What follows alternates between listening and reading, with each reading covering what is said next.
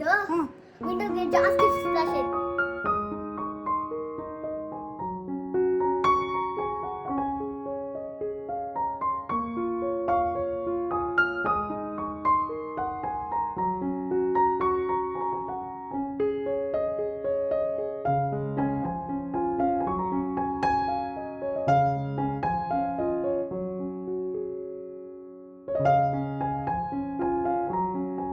Hello, welcome back to my vlogs. ಇವತ್ತು ಮಧ್ಯಾಹ್ನದಿಂದ vlog ಶುರು ಮಾಡ್ತಾ ಇದ್ದೀನಿ. ಹೆಚ್ಚು ಕಡಿಮೆ ಮಧ್ಯಾಹ್ನ ಆಗ್ತಾಯಿದೆ. ಇಷ್ಟು ಟೈಮ್ ಆಗೇ ಬಿಡುತ್ತೆ ಹೆಚ್ಚು ಕಡಿಮೆ ಶುರು ಮಾಡಬೇಕಾದ್ರೆ. ಇವಾಗ ಮಧ್ಯಾಹ್ನದ ಅಡುಗೆಗೆ ರೆಡಿ ಮಾಡ್ಕೋತಾ ಇದ್ದೀನಿ. ಸೌತೆಕಾಯಿ ಸಾಂಬಾರು, ಸಿಂಪಲ್ಲಾಗಿ ಸೌತೆಕಾಯಿ ಸಾಂಬಾರು ಮತ್ತು ದಂಟಿನ ಸೊಪ್ಪಿನ ಪಲ್ಯ ಮಾಡ್ಕೊಳ್ಳೋಣ ಅಂತ. ಇದು ನಾನು ಬೇಳೆನ ನೆನೆ ಹಾಕ್ಕೊಂಡಿದ್ದೀನಿ. ನೆನೆ ಹಾಕ್ಕೊಳ್ತೆ ಜನರಲಿ ಬೇಯಿಸೋಕೆ ಹೋಗಲ್ಲ. ನಾನು ಕುಕ್ಕರು ಇಡಲ್ಲ. ಕುಕ್ಕರಲ್ಲಿ ಇಟ್ಟರೆ ಏನೋ 90% of the nutrients will go of ಅಂತ ನಾನು ಕೇಳ್ಪಟ್ಟೆ. ಅದು ಏನಾಯಿತು ಅಂದರೆ ಅದಾದ್ರ ಮೇಲೆ ಯಾಕೋ ಮನಸ್ಸೇ ಬರ್ತಾ ಇಲ್ಲ. ಸೊ ನಾನು ಕುಕ್ಕರ್ ಹೆಚ್ಚಾಗಿ ಇಡೋದೇ ಇಲ್ಲ. ಇಲ್ಲಿ ಬೇಳೆ ಇಟ್ಕೊಂಡಿದ್ದೀನಿ. ಇಲ್ಲಿ ಬ್ರೌನ್ ರೈಸ್. ಇದು ನೋಡಿದ್ರೆ ನಾನು ಇಲ್ಲಿ ವಿಷಲ್ ಎಲ್ಲ ಏನೂ ಹಾಕಿಲ್ಲ. ರೈಸು ನಾನು ಕುಕ್ಕರಲ್ಲಿ ಜನರಲಾಗಿ ಇಟ್ಕೊಳ್ಳಲ್ಲ. ಇದು ಬೇಳೆ ಸಪ್ರೇಟಾಗಿ ಬೇಯಿಸ್ಕೊಂಡು ಆಮೇಲೆ ಸೌತೆಕಾಯಿ ಹೆಚ್ಕೊಂಡು ಮಾಡ್ಕೋಬೇಕು. ಬ್ರೌನ್ ರೈಸ್ ಮಾಡಿರೋದ್ರಿಂದ ರೈಸು ಅಷ್ಟೇ ಬೆಳಿಗ್ಗೆನೇ ನೆನೆ ಹಾಕಿ ಇಟ್ಕೋಬೇಕು, ಇಲ್ಲಾಂದರೆ ಗಟ್ಟಿ ಆಗಿಬಿಡುತ್ತೆ. ಬಟ್ ನೆನೆ ಹಾಕ್ಕೊಂಡು ನಾವು ಮಾಡಿದ್ರೆ ಅದು ರೂಢಿ ಆಗಿಬಿಡುತ್ತೆ ಆಯಿತಾ. ಸ್ಟಾರ್ಟಿಂಗಲ್ಲಿ ಒಂದು ಸ್ವಲ್ಪ ಒಂಥರ ಅನಿಸ್ಬೋದು ವೈಟ್ ರೈಸೇ ನಮ್ಗೆ ಇಷ್ಟ ಆಗುತ್ತೆ ಅಂತ. But over a period of time ನಿಜವಾಗ್ಲೂ ನನ್ನ ಕೇಸಲ್ಲಿ ನಾನು ಹೇಳ್ತಾ ಇರೋದು, ನಮ್ಗೆ ಇವಾಗ ಬ್ರೌನ್ ರೈಸೇ ಇಷ್ಟ ಆಗುತ್ತೆ. ವೈಟ್ ರೈಸ್ ಅಂದರೆ ರೈಸ್ ಬಾತ್ ಮಾಡೋ ಹಂಗಿದ್ರೆ ಮಾತ್ರ. ಯಾಕಂದರೆ ರೈಸ್ ಬಾತ್ ಮಾಡೋಂಗಿದ್ರೆ ವೈಟ್ ರೈಸೇ ಚೆನ್ನಾಗಿ ಅನ್ಸೋದು. ಇಲ್ಲ ಅಂದರೆ ಈಗ ಸಾಂಬಾರು ಇಂಥದ್ರ ಜೊತೆ ತಿನ್ನಬೇಕು ಅಂತ ಹೇಳಿದ್ರೆ ಹೆಚ್ಚಾಗಿ ನಾವು ಬ್ರೌನ್ ರೈಸೇ ಯೂಸ್ ಮಾಡೋದು. The only thing is that ನಾವು ಬೆಳಿಗ್ಗೆ ಬೇಗ ಅದನ್ನು ನೆನೆ ಹಾಕಿಡಬೇಕು. ಒಂದು 2 ಗಂಟೆಗಳ ಕಾಲ ಅಟ್ಲೀಸ್ಟ್ ನೆನೆ ಹಾಕಿದ್ರೆ ಒಳ್ಳೆಯದು. ನಾನೇನು ಮಾಡ್ತೀನಿ, ಬೆಳಿಗ್ಗೆನೇ ನೆನೆ ಹಾಕ್ಬಿಡ್ತೀನಿ, ಮಧ್ಯಾಹ್ನ ಅನ್ನಕ್ಕೆ ಇಟ್ಕೋತೀನಿ. ಸೊ ಆವಾಗ ತುಂಬ ಮೆತ್ತಗಾಗುತ್ತೆ, ತುಂಬ ಚೆನ್ನಾಗಾಗುತ್ತೆ. ಬೇಕಿದ್ರೆ ನೀವು ಬಸ್ಕೊಂಡು ಮಾಡ್ಬೋದು. ನಾನು ಒಂದೊಂದು ಸತಿ ಮರ್ತೋಗುತ್ತೆ. ಈ ಕಡೆ ಅಡುಗೆ ಮಾಡಬೇಕಾದ್ರೆ ಅಲ್ಲಿ ಬಸಿಯೋಷ್ಟು ಇಟ್ಟಿರೋದಿಲ್ಲ, ಅಷ್ಟು ಬೆಂದು ಹೋಗ್ಬಿಟ್ಟಿರುತ್ತೆ. ಹಂಗೆ ಬೆಂದೋದ್ರೆ ಆ ಥರ ಯೂಸ್ ಮಾಡ್ತೀನಿ. ಇಲ್ಲ ಅಂದರೆ ಬಸ್ಬಿಟ್ಟು ಸಹ ಯೂಸ್ ಮಾಡ್ತೀನಿ. ಬಸಿದ್ರೆ ಆ್ಯಕ್ಚುಲಿ ಇನ್ನೂ ಬೆಟರ್. ಇವಾಗ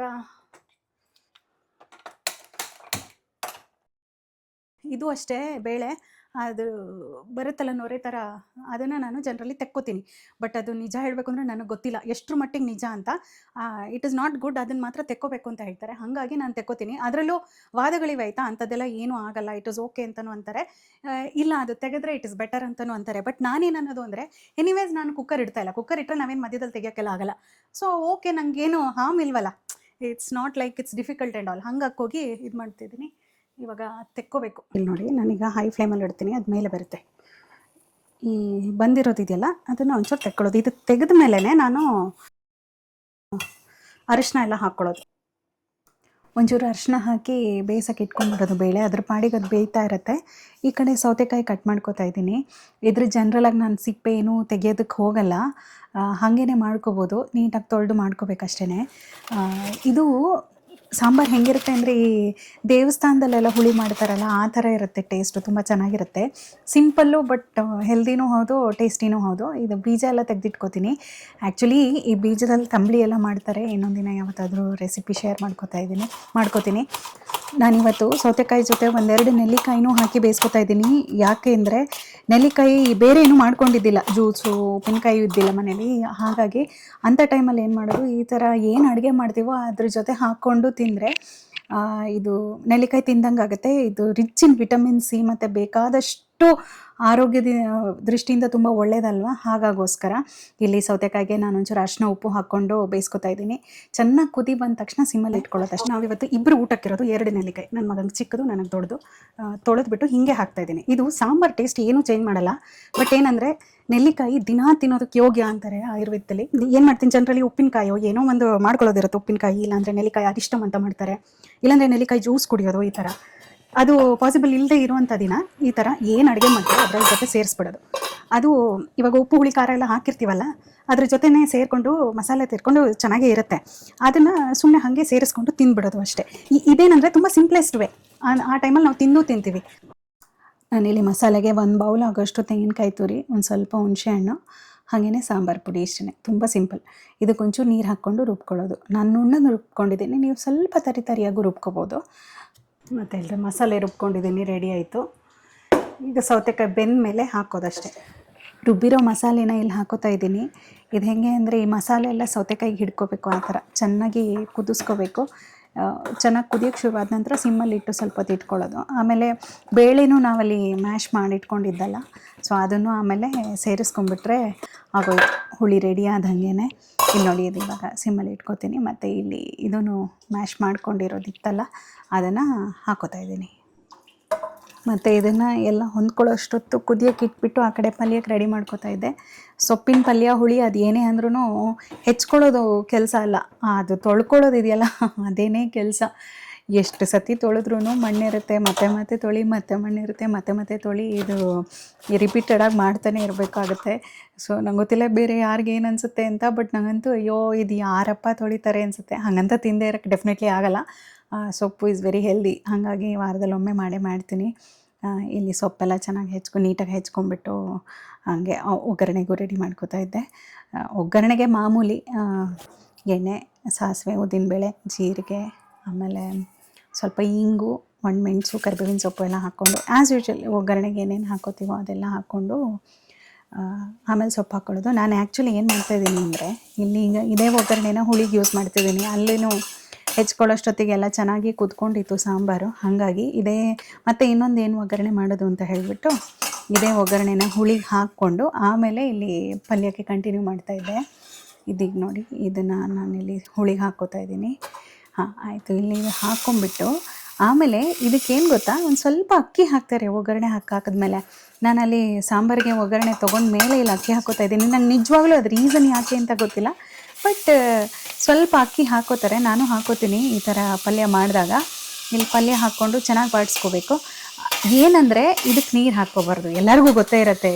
ಮತ್ತು ಒಂಥರ ಮುದ್ದೆ ಆದಂಗೆ ಆಗಿಬಿಡುತ್ತೆ. ಹಾಗೇ ಬಾಡಿಸ್ಕೋತಾ ಇರಬೇಕು ಅಷ್ಟೇ. ಇಲ್ಲಿ ಮಧ್ಯದಲ್ಲಿ ಬಾಡಿಸ್ಕೋತಾ ಆ ಕಡೆ ನಾನು ಮಸಾಲೆಗೂ ರೆಡಿ ಮಾಡಿಕೊಂಡೆ. ತುಂಬ ಸಿಂಪಲ್ ಮಸಾಲೆ, ತುಂಬ ಮಸಾಲೆ ಎಲ್ಲ ಏನೂ ಇಲ್ಲ, ಬಟ್ ತುಂಬ ಟೇಸ್ಟಿಯಾಗಿರುತ್ತೆ ಇದು. ಆಯಿತಾ, ಇದರಲ್ಲಿ ಒಂಚೂರು ಅರಿಶಿನ, ಉಪ್ಪು ಹಾಕ್ಕೊಂಡು ಹಾಗೆ ಮಧ್ಯದಲ್ಲಿ ಬಾಡಿಸ್ತಾ ಆಮೇಲೆ ಈ ಕಡೆ ಏನಪ್ಪ ಮಸಾಲೆಗೆ ರೆಡಿ ಮಾಡ್ಕೋತಾ ಇದ್ದೀನಿ. ಮಸಾಲೆಗೆ ಒಂದು ಸ್ವಲ್ಪ ತೆಂಗಿನಕಾಯಿ ತುರಿ ಚೆನ್ನಾಗೇ ಹಾಕಬೇಕು, ಸ್ವಲ್ಪ ಜಾಸ್ತಿ ತೆಂಗಿನಕಾಯಿ ತುರಿ ಇರಬೇಕು, ಆವಾಗ ಟೇಸ್ಟ್ ಚೆನ್ನಾಗಿರುತ್ತೆ. ಆಮೇಲೆ ಒಂದು ಸ್ವಲ್ಪ ಬೆಳ್ಳುಳ್ಳಿ, ಹಾಗೆ ಒಣಮೆಣಸು. ಇದು ನೀವು ನಿಮ್ಮ ಟೇಸ್ಟಿಗೆ ತಕ್ಕಂಗೆ ಜಾಸ್ತಿ ಕಮ್ಮಿ ಮಾಡ್ಕೋಬೋದು. ಆಯಿತಾ, ನಾನು ಕಮ್ಮಿ ಹಾಕ್ಕೊಂಡಿದ್ದೀನಿ. ವಿದೌಟ್ ವಾಟರ್, ನೀರು ಹಾಕಲೇಬಾರ್ದು, ಹಾಗೆ ತರ್ತರಿಯಾಗಿ ರುಬ್ಕೋಬೇಕು ಅದನ್ನು. ಆಯಿತಾ, ಇದು ಇಲ್ಲಿ ಪಲ್ಯ ಎಲ್ಲ ಬೆಂದಿದೆ. ಆಮೇಲೆ ನಾನು ರುಬ್ಕೊಂಡಿರೋ ಮಸಾಲೆನ ಹಾಕ್ಕೋತಾ ಇದ್ದೀನಿ. ತುಂಬ ಚೆನ್ನಾಗಿ ಜಾಸ್ತಿ ತೆಂಗಿನಕಾಯಿ ಹಾಕಬೇಕು ಇದಕ್ಕೆ. ಇದು ನಮ್ಮ ಊರಲ್ಲಿ ಮಾಡ್ತಾರೆ, ಮತ್ತು ಕೇರಳದಲ್ಲೂ ಮಾಡ್ತಾರೆ ಈ ಥರ. ತುಂಬ ಟೇಸ್ಟಿಯಾಗಿರುತ್ತೆ. ಆಯಿತಾ, ಇಲ್ಲಿ ನನ್ನ ಮಗ ಎಲ್ಲ ಪಲ್ಯ ಜನರಲಿ ಬೇಡ ಅಂತಾನೆ, ಬಟ್ ಇದನ್ನು ತಿನ್ಕೋತಾನೆ, ಚೆನ್ನಾಗಿರುತ್ತೆ ಇದು. ಆಯಿತಾ, ಇಲ್ಲಿ ಇವಾಗ ಅಡುಗೆ ಎಲ್ಲ ರೆಡಿ ಆಯಿತು. ಇಲ್ಲಿ ನೋಡಿ, ಇದು ಬ್ರೌನ್ ರೈಸು ನಾನು ಬಸ್ಕೊಂಡೆ ಇವತ್ತು. ಕೆಲವೊಂದು ಸತಿ ಮರೆತು ಹಾಗೆ ಮಾಡಿಬಿಡ್ತೀನಿ, ಆವಾಗಲೇ ಹೇಳ್ದಂಗೆ ಬಸ್ಕೊಂಡೆ. ತುಂಬ ಉದ್ರಾಗಿ ಚೆನ್ನಾಗಿತ್ತು. ಇಷ್ಟೆಲ್ಲ ಆದಮೇಲೆ ಇನ್ನು ಅಡುಗೆ ಮನೆ ಕ್ಲೀನಿಂಗೇ ದೊಡ್ಡ ಕೆಲಸನೇ ಅದು. ಆಯಿತಾ, ಸೊ ಎಲ್ಲ ಬದಿ ಇಟ್ಕೊಂಡು ಇದು ಏನಾಗುತ್ತೆ ಅಂದರೆ, ನಾನು ಕುಕ್ಕರಲ್ಲಿ ಇಟ್ಕೊಳ್ಳಲ್ಲ ಅಲ್ವಾ, ಸ್ವಲ್ಪ ಒಂದೊಂದು ಸತಿ ಬೇಳೆ ಒಂದು ಸ್ವಲ್ಪ ಉಕ್ಬಿಟ್ಟಿರುತ್ತೆ, ಅನ್ನಕ್ಕೆ ಇಟ್ಕೊಂಡ್ರೆ ಸ್ವಲ್ಪ ಉಕ್ಬಿಟ್ಟಿರುತ್ತೆ. ಸೊ ಹಾಗಾಗಿ ಗ್ಯಾಸೆಲ್ಲ ನೀಟಾಗಿ ಉಜ್ಕೊಂಡು ಆಮೇಲೆ ಒರೆಸ್ಕೊಂಡು ಸ್ವಲ್ಪ ಕೆಲಸ ಆಗಿಬಿಡುತ್ತೆ. ಏನು ಮಾಡೋಕ್ಕಾಗಲ್ಲ. ಆಯಿತಾ, ಸೊ ಇಟ್ಸ್ ಮ್ಯಾಂಡೇಟ್ರಿ ಅಲ್ವಾ, ಒಂದೊಂದು ಸತಿ ಆದಮೇಲೂ ಕ್ಲೀನ್ ಮಾಡ್ಕೊಳ್ಳೋದು. ಬಟ್ ಈ ಥರ ಉಕ್ಕಿದಾಗ ಒಂದು ಸ್ವಲ್ಪ ಜಾಸ್ತಿ ಮಾಡ್ಕೋಬೇಕಾಗತ್ತೆ ಅಷ್ಟೇ. ಜನರಲಿ ನಂದು ಹೆಂಗಾಗುತ್ತೆ ಅಂದರೆ, ಎಲ್ಲ ಮುಗಿಸಿ ಪಾತ್ರನೂ ತೊಳೆದು ಎಲ್ಲ ರೆಡಿ ಇಟ್ಬಿಟ್ಟಿರ್ತೀನಿ ನನ್ನ ಮಗ ಬರೋ ಅಷ್ಟೊತ್ತಿಗೆ. ಇವತ್ತು ವಿಡಿಯೋ ಕ್ಯಾಪ್ಚರ್ ಮಾಡ್ಕೋತಾ ಇದ್ನಲ್ಲ, ಸ್ವಲ್ಪ ಟೈಮ್ ಆಗೋಯ್ತು, ಗೊತ್ತಾಗಿಲ್ಲ. ಮತ್ತು ಪಾತ್ರೆ ಎಲ್ಲ ಸಿಂಕಲ್ಲೇ ಹಾಕಿಟ್ಟಿದ್ದೀನಿ. ಸೊ ಓಕೆ, ಪರವಾಗಿಲ್ಲ, ಅವನಿಗೆ ಊಟ ಎಲ್ಲ ಮಾಡಿಸ್ಬಿಟ್ಟು ಆಮೇಲೆ ಪಾತ್ರೆ ತೊಳೆಯೋಣ ಅಂತ ಹೇಳಿಬಿಟ್ಟು ಬಿಟ್ಟೆ. ಇಲ್ಲಾಂದರೆ ಜನರಲಿ ಆಗುತ್ತೆ. ಯಾಕೆ ವಿಡಿಯೋ ಕ್ಯಾಪ್ಚರ್ ಮಾಡ್ಕೋಬೇಕಾದ್ರೆ ಆ್ಯಕ್ಚುಲಿ ಸ್ವಲ್ಪ ಜಾಸ್ತಿ ಟೈಮೇ ಬೇಕು. 1 ಅವರಲ್ಲಿ ಅಡುಗೆ ಆಗುತ್ತೆ ಅಂದರೆ ಒಂದು 2.5 ಗಂಟೆನಾದರೂ ಬೇಕು ನಮಗೆ, ಅಲಾಂಗ್ ವಿತ್ ಕ್ಯಾಪ್ಚರಿಂಗ್. ಆಯಿತಾ, ಸೊ ಹಾಗಾಗಿ ಇವತ್ತು ಪಾತ್ರದಾಗಲಿಲ್ಲ. ಇದು ಅಷ್ಟೇ, ಎಲ್ಲ ತೊಳ್ಕೊಂಡು ಮತ್ತೆ ಒರೆಸಿ ಇಟ್ಕೊಂಡಿದ್ದಾಯಿತು. ಇಷ್ಟೆಲ್ಲ ಆಗೋಕ್ಕೂ ಕರೆಕ್ಟಾಗಿ ಮಗ ಬರೋ ಟೈಮೇ ಆಗೋಯ್ತು. ಕಸ ಎಲ್ಲ ಗುಡಿಸ್ಬೇಕು. ಈಗ ಗೊತ್ತೇ ಆಗಲ್ಲ, ಅಡುಗೆ ಮನೆ ಕ್ಲೀನ್ ಕೆಲಸ ಮಾಡ್ತಾಯಿದ್ರೆ ಕೆಳಗಡೆ ಎಲ್ಲ ಅದು ಇದು ಬಿಟ್ಟಿರ್ತೀವಿ. ಎಲ್ಲ ಮುಗಿಸೋಷ್ಟೊತ್ತಿಗೆ ಕರೆಕ್ಟ್ ಟೈಮ್ ಆಗಿತ್ತು. ಹೋದೆ ಮಗನ ಕರ್ಕೊಂಡ್ಬರೋದಕ್ಕೆ. ಇನ್ನು ಅವ್ರು ಬಂದಮೇಲೆ ಯಾವುದೂ ರೊಟೀನಲ್ಲಿ ಆಗಲ್ಲ, ಅಲ್ಲಿವರೆಗೂ ಕೆಲಸ ಟಕ್ ಟಕ್ ಟಕ್ ಅಂತ ಆಗುತ್ತೆ. ಬಾಯ್. ಹಾಂ, ಗುಡ್. ಓ, ವೆರಿ ಗುಡ್. ಗೊತ್ತು. ಹಾಂ, ಹೇಳು. ಇವತ್ತು ಎತ್ತು ಬಂದು ಹಾಂ, ಫೈರ್ ಡ್ರಿಲ್ ಇತ್ತು. ಅಲ್ಲಾದ್ರೆ ಫೈರ್ ಟ್ರಕ್ ಇದೆ. ಫೈರ್ ಟ್ರಕ್ ಇತ್ತಾ? ನೀ ತಿಂದಿದ್ದೆಲ್ಲ ಬಾಯೆಲ್ಲ ಇಟ್ಕೊಂಡಿದ್ಯಾ? ಬಸ್ಸಲ್ಲಿ ಬನಾನ ತಿಂದ್ಯಾ? ಇರು, ನನಗೆ ಕ್ಲೀನ್ ಮಾಡೋಣ. ಅಮ್ಮ ಹಾಂ ಆಮೇಲೆ ಹಾಂ ಆಮೇಲೆ ಹಾಂ ವಾಪಸ್ ಬರ್ತಾ ಇದೀವಲ್ಲ, ಹಾಂ ವಾಟರ್ ಬಂದು ಹಾಂ. ವಿಂಡೋಗೆ ಜಾಸ್ತಿ ಸ್ಪ್ಲಾಶ್ ಆಯ್ತು. ಯಾವ ವಿಂಡೋ ವಾಟರು?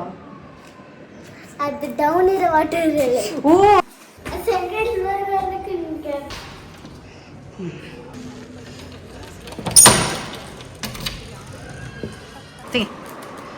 ಆಗ್ತಾ ಇಲ್ವಾ? ಅವ್ನ ಬರ್ಡೇ ಹತ್ರ ಬಂತು. ಸೊ ಅವ್ನ ಬರ್ಡೇಗೆ ಡ್ರೆಸ್ ಆರ್ಡರ್ ಮಾಡಿದ್ದೆ. Pant black pant.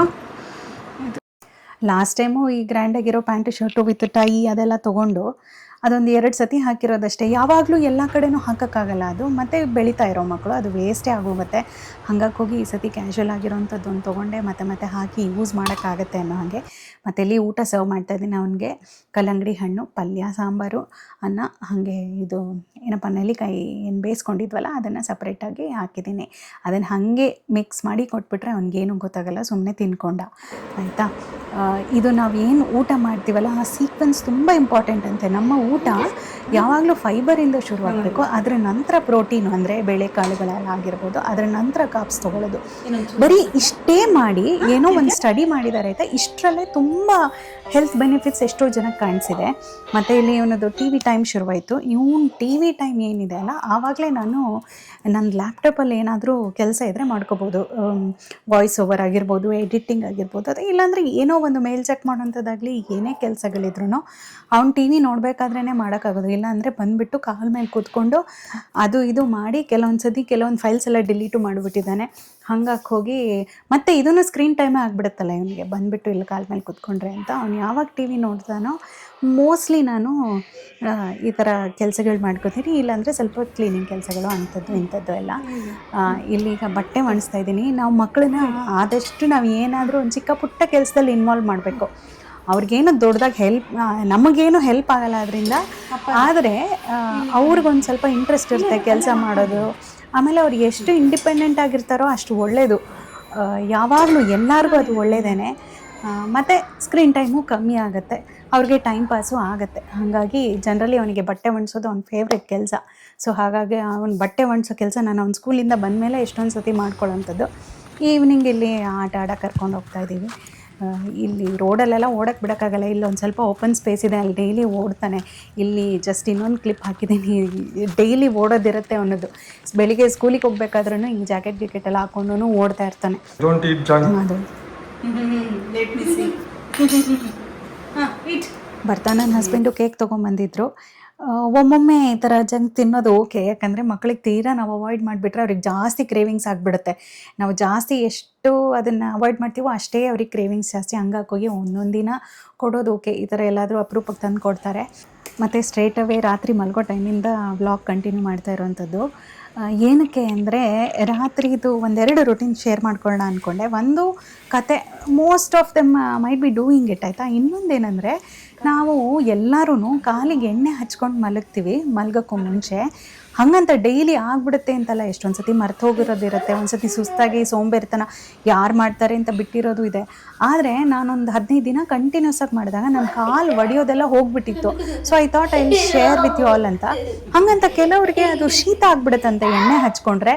ನೀವು ನೋಡ್ಬೋದು, ನಿಮಗೆ ಸೆಟ್ ಆಗುತ್ತೆ, ನಿಮ್ಮದು ಉಷ್ಣ ಬಾಡಿ ಏನು ಆಗಲ್ಲ ಅಂದರೆ ಇದನ್ನು ಟ್ರೈ ಮಾಡ್ಬೋದು. ಓವರ್ ಆಲ್ ತುಂಬ ಹೆಲ್ತ್ ಬೆನಿಫಿಟ್ಸ್ ಇದೆ. ನಮ್ಮ ಕಾಲಲ್ಲಿ ತುಂಬ ನರ್ವ್ ಎಂಡಿಂಗ್ಸ್ ಇರುತ್ತಲ್ಲ, ಹಾಗಾಗಿ ತುಂಬಾ ಹೆಲ್ಪ್ ಆಗುತ್ತೆ ಅಂತಾರೆ. ಮತ್ತೆ ಇದೇನಾ ಇದಾ?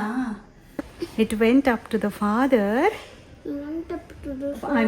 ಮತ್ತು ಇದು ಸ್ಟೋರಿ ಟೈಮ್ ಮೋಸ್ಟ್ಲಿ ಮಿಸ್ ಮಾಡಲ್ಲ. ಸದ್ಯಕ್ಕೆ ಪಂಚತಂತ್ರ ಕಥೆಗಳು ಓದ್ತಾ ಇರೋವಂಥದ್ದು.